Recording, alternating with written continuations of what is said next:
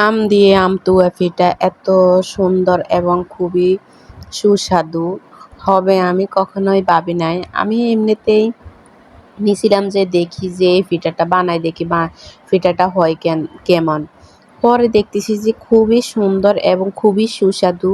আমের যে ঘ্রাণটা আসে মানে যে ফ্লেভারটা আসে এটা খেতে মানে নাকের কাছে আসলে যে এত ভালো লাগে সেটা আমি না বানাইলে বলতেও পারতাম না এবং বুঝতেও পারতাম না। মানে নতুন একটা রেসিপি আপনাদের সাথে শেয়ার করছি, চলেন শুরু করি। এখানে প্রথমে আমি ২ টা আম নিয়ে নিছি। প্রথমে ভাবতেছি যে একটা আম নিব। পরে বলতেছি যে না একটা আমে হবে না, ২ টা আম নিই দেখি ২ টা আম দিয়ে বানাবো কেমন লাগে। পরে ২ টা আম আমি ছিলে নিছি। ছিলে নিছি এখন আমি আমগুলোকে কচলাই নিব। আমগুলো ওই যে অনেক নরম এবং হাত দিয়ে একটু ইয়ে করলে মানে নরম হয়ে যায়। নরম আম এর জন্য আর আমি ব্লেন্ডার ইউজ করি নাই। আপনারা চাইলে ব্লেন্ডারও এগুলাকে মানে ব্লেন্ড করে নিতে পারবেন। তো এখানে আমি চালের গুঁড়া দিয়ে দিছি। মানে আপনি যতটুকু পিঠা বানাবেন, আপনি যদি পিঠা কম বানান তাহলে সেদিকে আপনি গুঁড়ি কম দিবেন। আর গুঁড়ি কম দিয়ে আমি এখানে গরম পানি দিছি। গরম পানি দিয়ে এখন এগুলোকে আমি ভালো করে মেখে নিচ্ছি। তো এখানে আমার মানে গরম পানি একটু কমই দেওয়া উচিত ছিল। আমি প্রথমেই বেশি করে দিয়ে দিছি। দেওয়ার পরে এখন এখানে আমি মানে ভালো করে হাত দিয়ে মেখে নিছি। তারপরে এখন চামিচ দিয়ে নেড়ে চেড়ে ভালো করে নিচ্ছি আর কি। তারপরে এখানে আমি চিনি এড করব। চিনি দিব, তারপরে নারিকেল দিব। মানে যত নারিকেল দিলে তো এমনিতেই পিঠাগুলো অনেক মজা হয়। এখানে আমাদের গ্রামে এটাকে আমরা মালপুয়া পিঠা বলি। তো মালপুয়া পিঠার সাথে আমাদের দেশে ভাত বেটেও দেয়। তো এখানে আমি নারিকেল দিছি। আর নারিকেলগুলো ডিপ ফ্রিজে ছিল। এর জন্য একটু মানে দলা বেঁধে আছে। এখানে আমি গরম পানি করছি আবার। আর চিনি এখানে আমি আপনাদেরকে বলব যে চিনি একটু বেশি করে দিবেন। আমি একটু চিনি পিঠা তারপরে এমনিতে চিনি কম খাই কিন্তু আমি পিঠা কিংবা সেমাই রান্না করলে একটু বেশি দিই। তো আপনারাও চাইবেন মানে চিনিটা একটু বেশি দিতে। মানে চিনিটা একটু মিষ্টি বেশি হইলে খেতে একটু বেশি ভালো লাগে আর কি। তো এখানে আমি এখন আবার গরম পানি দিব। এখানে চিনি দিছি। চিনি দেওয়ার পর আমি হাত দিয়ে এগুলো ভালো করে মেখে নিচ্ছি। আর এখানে পর আমি আটা দিয়ে দিব। আটা দিলে হয় কি মানে পিঠাগুলো নরম নরম হয়। চালের গুঁড়ো যখন দেওয়া হয়, শুধু যদি চালের গুঁড়ো দিয়ে পিঠা বানানো হয় তখন পিঠাগুলো হয় কি অনেক শক্ত হয়। মানে বানানোর পর কিছুক্ষণ পরে অনেক পিঠাগুলো মানে টনটনে হয়ে যায়। তখন পিঠাগুলো মানে খেতে ভালো লাগে না। ধরেন আপনার আজকে থেকে গেল পিঠাগুলা, আপনি তখন এই পিঠাগুলো মানে রাখতে পারবেন না। মানে পিঠাগুলো অটোমেটিকলি শক্ত হয়ে যাবে, তখন খেতে ভালো লাগবে না। এর জন্য আপনারা এর সাথে মানে আটা দিবেন। আর আটা দিলে খেতে খুবই ভালো লাগে। আর এখানে আপনি আটার গুঁড়ো কতগুলো দিবেন, আপনি চালের গুঁড়ো যদি আপনি ২ কাপ দেন তাহলে আটার গুঁড়ো দিবেন আপনি ১ কাপ। আবার যদি বেশি পরিমাণ আটার গুঁড়ো দিয়ে দেন তাহলে পিঠাগুলো নরম হয়ে যাবে বেশি, তখন বেশি খেতে ভালো লাগবে না। তেলে ছিটছিট করবে, তখন খাইতে বেশি ভালো লাগবে না। এর জন্য আটা একটু কমাই দিবেন। মানে চালের গুঁড়া যদি ২ কাপ দেন তাহলে আটার গুঁড়ো ১ কাপ দিবেন। এখন আমি এগুলোকে ভালো করে মেখে নিচ্ছি। আর এগুলো ভালো করে মেখে নেওয়ার কারণ হচ্ছে এগুলো যত ভালো করে আপনারা মথবেন তত পিঠাগুলো ভালো সফট হয় এবং খেতেও বেশি ভালো লাগে। আর এখানে আমি এখন গরম পানি এড করে দিব। আমি আগে মানে বুঝতে পারিনি যে গরম পানি একটু পরে দিব। তারপর দেখতেছি যে গরম পানিগুলো ঠান্ডা হয়ে গেছে, তো আমি আবার গরম করে নিছি। আর এখানে আমি চামিচ দিয়ে নেড়ে নিচ্ছি। আমি মনে করছি অনেক গরম হয়েছে। পরে দেখতেছি না বেশি গরম হয় নাই। আমি পরে হাত দিয়ে ভালো করে মথে নিছি। মথে নেওয়ার পরে এখানে আমি চুলাতে তেল দিয়ে দিয়েছি। তেলগুলো গরম হয়ে গেছে। এখন আমি কাপ দিয়ে দিছি। আসলে চামিচ দিয়ে দিলেই হয় কি ওদিকে এদিকে ছিটা পড়ে আর মানে চারিদিকে পড়ে। দেখেন আমার এক ফোঁটাও পড়ে নাই। পিঠাগুলো খুবই সুন্দর হচ্ছে। আর এখানে তেলের পরিমাণ একটু বেশি দিবেন। তেলের পরিমাণ দিলে হয় কি পিঠাগুলো ফুলে ফুলে উপরের দিকে উঠে যায়, তখন মানে খেতেও খুবই ভালো লাগে এবং পিঠাগুলো খুবই সুন্দর সাইজ আসে।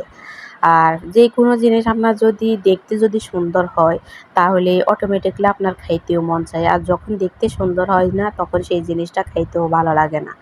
তো আমার পিঠাগুলো দেখেন মানে কালারটা খুবই সুন্দর আসছে। আমি আম দিছি এর জন্য মানে কালারটা অনেক সুন্দর আসছে। একদম হলুদ, হলুদ কালার আসছে। খেতে মানে পিঠা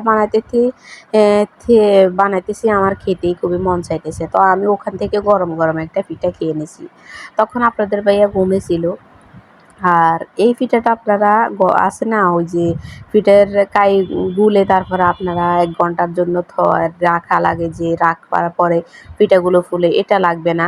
আপনারা এই আমি যেভাবে দেখাইছি এভাবে যদি একটু গরম পানি দিয়ে পিঠাগুলো আপনি গোলেন, তাহলে আপনি সাথে সাথেই পিঠাগুলো বানাতে পারবেন। পিঠাগুলো অনেক সুন্দর হবে।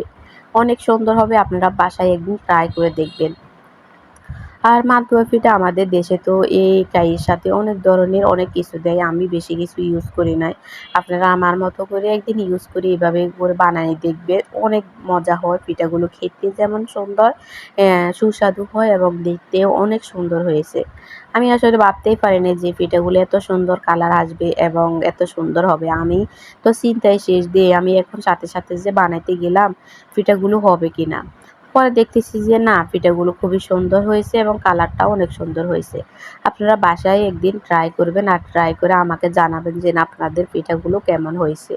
আর চাইলে আমার কাছে ছবিও পাঠাতে পারেন যে আমার পিঠাগুলো আপনাদের কাছে কেমন লাগছে আর আপনাদের পিঠাগুলো কেমন হয়েছে। তো এইভাবে আমি সবগুলো পিঠা বানিয়ে নিব আর বানাবার পরে আপনাদের সাথে আমি শেয়ার করব যে কেমন হয়েছে পিঠাগুলো।